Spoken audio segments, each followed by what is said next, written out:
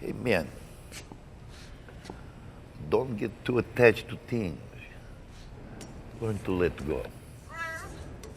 Welcome to Watch Mojo, and today we're counting down our picks for the top 10 worst MCU villains. The time has come to rejoice and renounce your paltry gods! For this list, we'll be looking at the most disappointing or underwhelming antagonists in the MCU's movies and TV shows. We won't be including any anti-heroes, only straight-up bad guys. Which MCU villain disappointed you the most? Voice your dissatisfaction in the comments below. Number 10. Antonia Dreykov, Taskmaster, Black Widow. Although Dreykov was an underwhelming mustache-twirling baddie, his daughter Antonia got the shorter end of the stick. You find it difficult to look at her? I do. She was revealed as the Taskmaster in a hard-to-believe twist. Despite fitting the plot, the character is nothing like the awesome villains seen in comics, games, and TV shows. While the character keeps her cool ability to basically copy anyone's fighting style, her characterization is incredibly shallow. Taskmaster is known and beloved for being a ruthless and sometimes chatty mercenary. I've studied all of Hydra's manuals of the Iron Man armor. With this suit and my skills, I won't have to work for jerks like the Skull anymore. But Antonia barely speaks and is made into a glorified henchwoman with no agency. While her future as a villain is extremely questionable, we know her first appearance was lackluster for many fans. I'm sorry. Is it God? Number 9. Karli Morgenthau, the Falcon and the Winter Soldier. I'm not your enemy. I agree with your fight.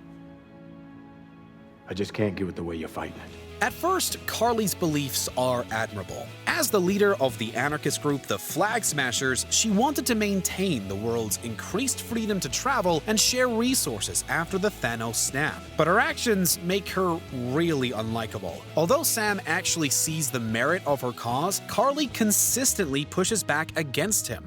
You're not hiding behind a shield. If I were to kill you, it'd be meaningless. Working together would have hugely benefited them both. Instead, Karli and her people constantly fight Sam and his allies. Seeing her fatally wound the well-intentioned Lamar in a battle was bad enough, but her most disgraceful act comes when she blows up a supply depot that had innocent people inside after stealing what she needed. Despite having compelling motivations, Karli's actions are consistently irksome and despicable. There were still people in there. This is the only language these people understand. Number 8. Emil Blonsky, the Abomination, the Incredible Hulk. Give me a real fight! Unfortunately, one of the most forgettable elements of the Incredible Hulk film was its big bad. In an attempt to finally bring Bruce Banner in, Thaddeus Ross hires Emil Blonsky. Audiences are told this man is known for his tremendous track record with the British Royal Marines, but the movie never does much to flesh out Blonsky beyond his desires to fight and take down the Hulk. The mixture could be an abomination. When he gets a taste of the green guy's power and becomes Abomination, it leads to an underwhelming final conflict. Not only do they have similar power sets, but they're essentially fighting for bragging rights instead of something important. Shang-Chi made clear that there are plans for Blonsky's Abomination in the MCU. We hope he's handled better in the future. John. Maybe you'll start controlling those punches like we practiced. Number 7. The Hand, Various. ブラックスカイの運命は我々の手の内にいる。邪魔なのはこのデルデブルだけだ。 Since the Daredevil and Kingpin have appeared in more mainline MCU outings, it's not a stretch to assume the villainous Hand organization is canon too. The group was built up as a group of tremendous warriors, but while a few could put up a decent fight, most of the group consisted of generic soldiers the heroes had zero problem with. They reached a new low when they were the main villains of the Defenders. Hand leader Alexandra aims to use the organization's forces to grab a life-extending substance. If you knew me at all, you'd know I always win. But after she was slain by her newest recruit, the evil group failed miserably and was severely weakened. Despite having a notorious reputation, this notoriously evil group turned out to be a lackluster organization. Our brothers, while clumsy in delivery, speak the truth. Number 6. Ivan Vanko, Whiplash, Iron Man 2. My father is the reason you're alive. The reason I'm alive is because you had a shot, you took it, you missed. Did I? One of Iron Man 2's main faults was the one-dimensional villain known as Ivan Vanko, aka Whiplash. Since Anton Vanko's life spiraled into poverty and darkness after Howard Stark wronged him, Ivan wanted to get revenge for his father by ruining Tony. While the unique and layered motivation is great, Whiplash is incredibly shallow. It's seriously hard to tell if he wants anything more out of life than to hang out with his bird and kill Tony. I can get you a bird, I can get you 10 birds. I want my bird. Well, okay, nothing's impossible. Are we talking about, is this a bird back in Russia? Actor Mickey Rourke claimed several times that his character was more complex. However, he allegedly became nothing more than a physical obstacle for Tony to overcome behind the scenes. That claim would certainly explain why Whiplash didn't have much to offer outside of action sequences. All I have to do is sit here and watch as the world will consume you. Where will we be watching the world consume me from? That's right. A prison cell. I'll send you a bar of soap. Number 5. Ronan the Accuser, Guardians of the Galaxy. Guardians of the Galaxy is filled with witty dialogue and engaging characters, but its villain sticks out as a boring and overly serious inclusion. The only matter I do not take seriously, boy, is you. Your politics bore me. Your demeanor is that of a pouty child. After Ronan grew up knowing Kree family members and allies died fighting the Nova Empire, a peace treaty was signed between the two sides. But the unsatisfied villain became obsessed with destroying his former enemies. Our government signed a peace treaty! My government knows no shame.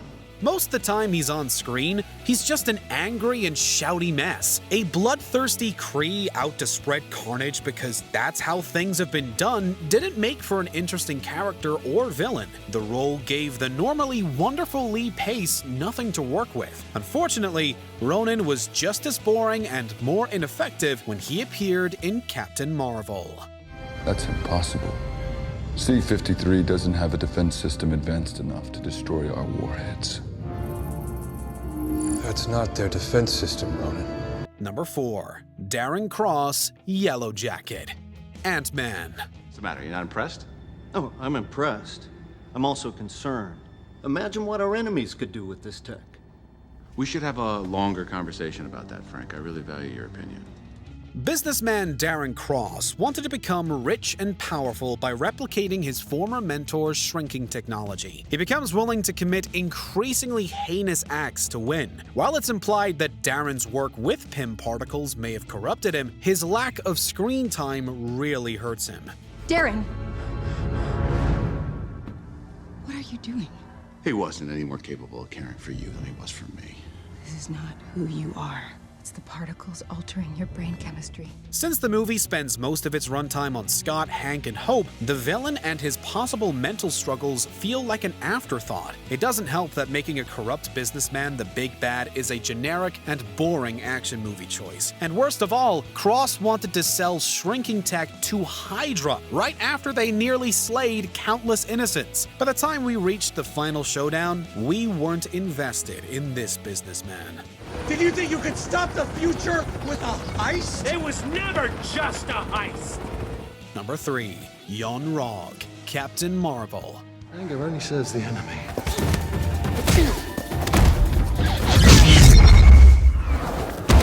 while Carol believes Yon-Rogg to be an ally for a large chunk of the movie, his true colors eventually come out.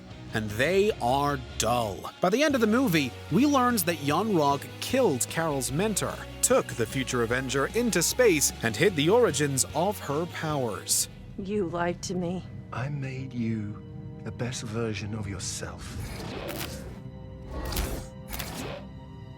What's given can be taken away. That sounds like Yon-Rogg is pretty wicked and devious on his own. Unfortunately, he only committed all these evil acts to serve the Kree's supreme intelligence.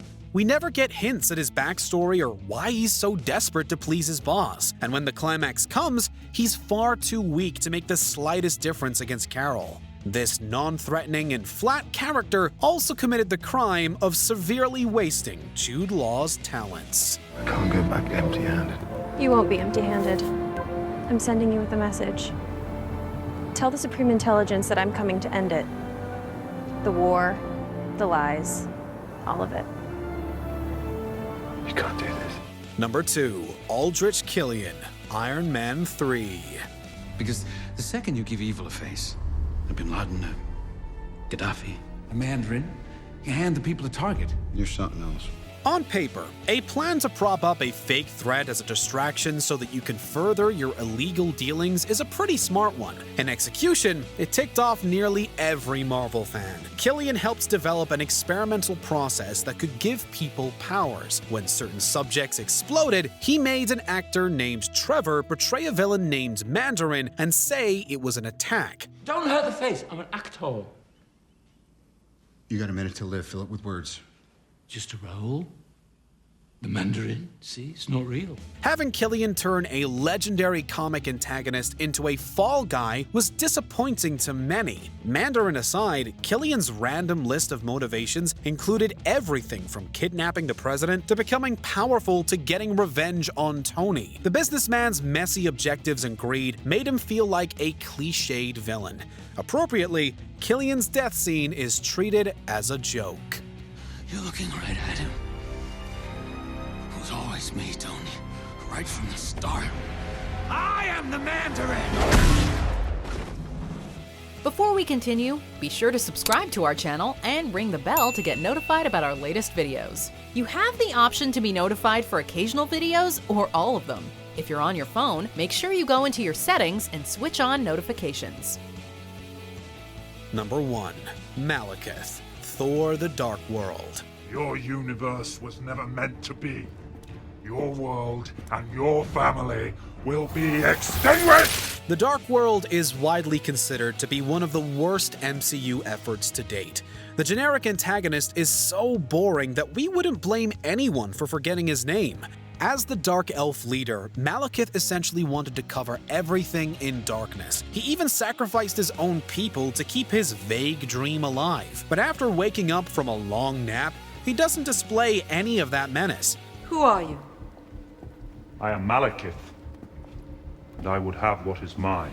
He's dull and barely shows any emotion. Although Malekith's supposed to be an intimidating character, he mostly makes his goons do his dirty work. Actor Christopher Eccleston has spoken very candidly about how much he hated his experience. When a villain is written this blandly, we can't say we blame him at all.